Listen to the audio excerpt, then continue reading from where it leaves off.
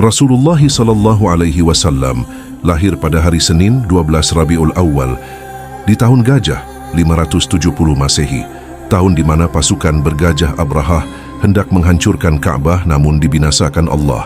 Quran Surat Al-Fil ayat 1 dan 5. Ketika baginda lahir, menurut banyak riwayat sejarah, Ibnu Ishaq Ibnu Hisham Al-Baihaqi, berhala-berhala di sekitar Ka'bah roboh, hancur dan berantakan, dan api yang disembah kaum Majusi di Persia padam untuk pertama kalinya dalam 1000 tahun.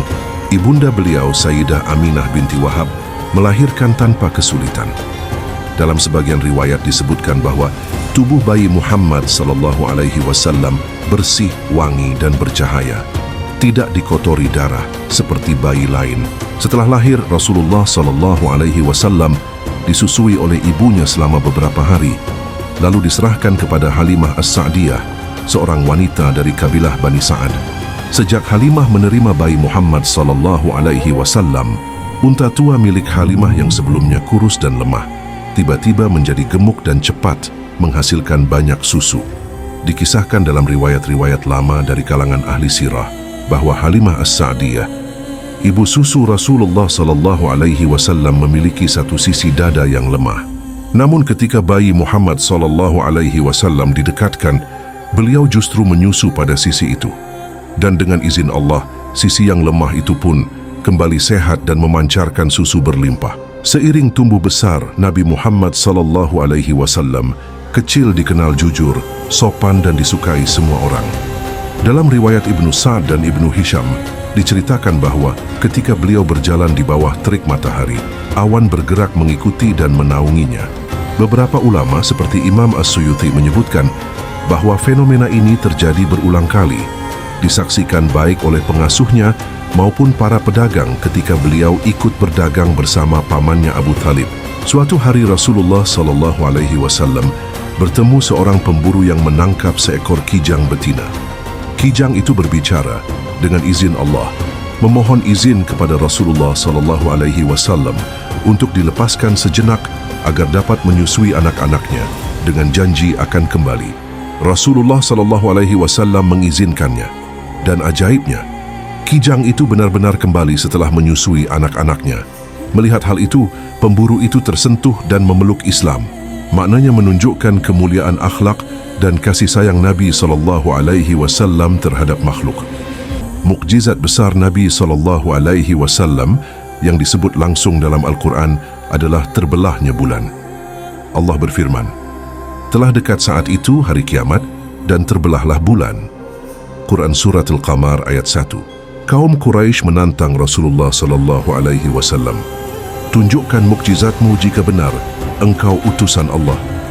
Rasulullah SAW mengangkat jarinya ke langit dan bulan terbelah menjadi dua.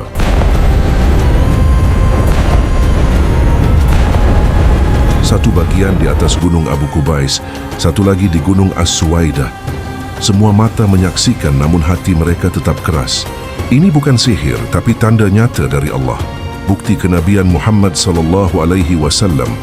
Penutup para nabi, Quran Surat Al-Qamar ayat 1, hadis riwayat Bukhari dan Muslim. Namun mereka tetap menolak beriman. Dalam perjalanan dakwah keluar Makkah, Rasulullah SAW pernah berteduh di bawah sebuah pohon rimbun. Riwayat sahih dalam Musnad Ahmad dan Sunan Al-Tirmidzi menyebut bahwa pohon itu menundukkan dahannya seolah memberi salam dan menaungi beliau. Dikatakan oleh sebagian sejarawan Islam, pohon itu masih hidup hingga kini. Di daerah Yordania dikenal sebagai The Blessed Tree, pohon yang dipercaya menjadi saksi kenabian. Berdasarkan penelitian arkeologi modern, lokasi ini dikaitkan dengan kisah perjalanan Nabi muda bertemu Rahib Bahira. Ketika Islam menghadapi perang besar seperti Perang Badar, Allah menurunkan pertolongan luar biasa. Dalam Al-Quran disebutkan, ingatlah ketika kamu memohon pertolongan kepada Tuhanmu, lalu Allah mengabulkanmu. Sesungguhnya aku akan membantu kamu dengan 1000 malaikat yang datang berturut-turut. Quran Surat Al-Anfal ayat 9.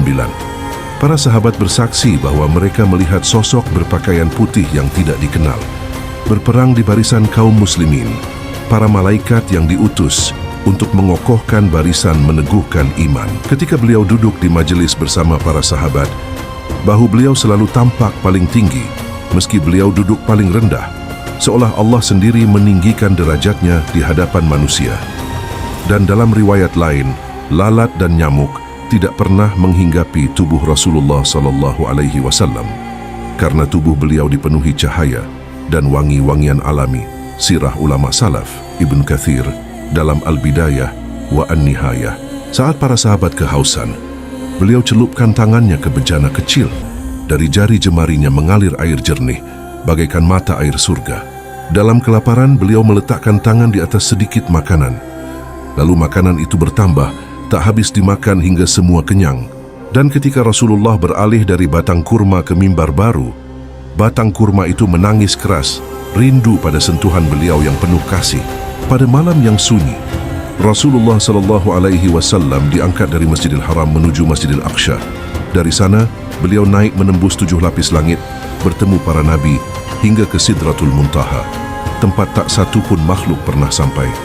Di sana Allah memerintahkan salat 5 waktu, hadiah suci untuk umat Muhammad SAW, Isra Mi'raj, perjalanan agung dari bumi ke langit, bukti kebesaran Allah dan kemuliaan Rasul-Nya.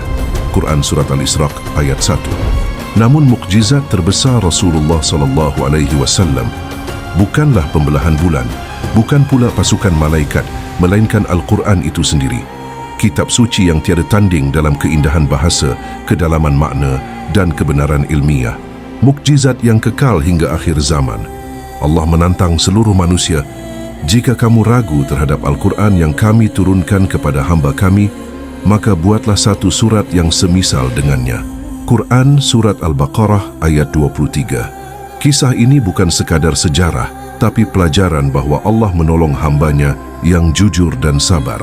Rasulullah SAW adalah cahaya yang tak akan padam, rahmat bagi seluruh alam. Setelah Rasulullah SAW wafat, dunia kehilangan cahaya yang paling terang. Namun beliau meninggalkan para ulama sebagai penyambung lidah, penjaga sunnah dan pewaris. Mereka adalah pelita di tengah kegelapan, penuntun hati bagi setiap muslim. Cintailah mereka, hormatilah mereka, dan ikutilah jalan Rasulullah SAW melalui mereka, agar cahaya beliau tetap bersinar dalam hidup kita.